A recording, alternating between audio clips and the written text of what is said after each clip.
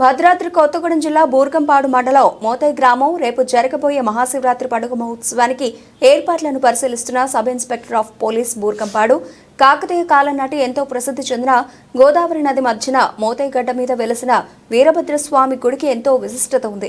ఇక్కడ ప్రతి ఏటా మహాశివరాత్రికి శివుని కళ్యాణంతో పాటు జాతర నిర్వహిస్తారు.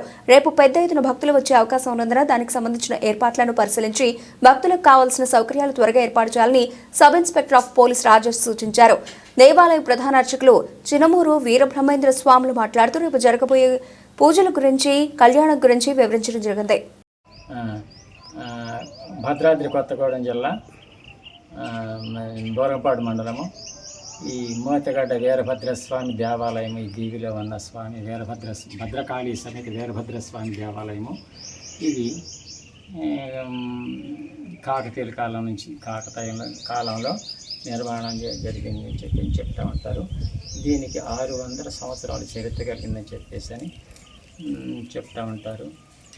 ఇది తర్వాత ఈ యొక్క భక్తులు ఇక్కడ మన రాష్ట్రంలో నుంచి ఇతర రాష్ట్రంలో నుంచి కూడా ఎక్కువ సంఖ్యలో భక్తులు వచ్చి మహావైభవ శివరాత్రి మాత్రం ఇదిగా జరుగుతుందండి.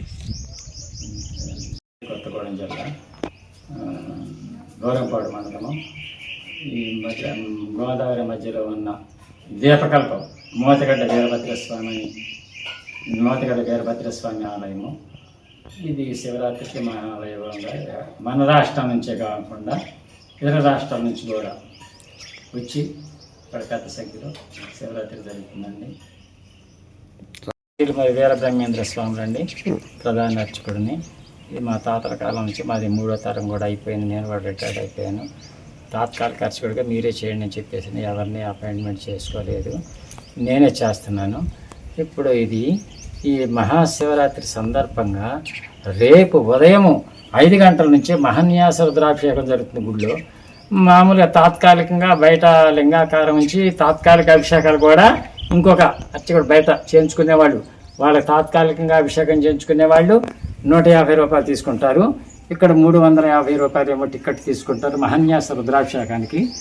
కాబట్టి ప్రొద్దున్నే ఉదయమే 5 గంటల దగ్గర నుంచి 8 గంటల వరకు మహాన్యాస రుద్రాభిషేకాలు జరుగుతూ ఉంటాయి. తర్వాత ఏమో దర్శనం జరుగుతుంది. సాయంకాలం 7 గంటల దగ్గర నుంచి ఉదయం అంకురారోపణ, ధ్వజారోహణ, తర్వాత హోమము, రుద్రహోమము, బలిహరణ. రాత్రి 12 గంటలకేమో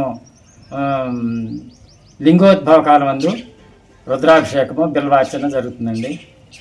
తర్వాత స్వామివారికి కళ్యాణం జరుగుతుందండి. రాత్రి 12 తెల్లవారిన దాకా కూడా స్వామివారి కళ్యాణం కూడా జరుగుతుందండి.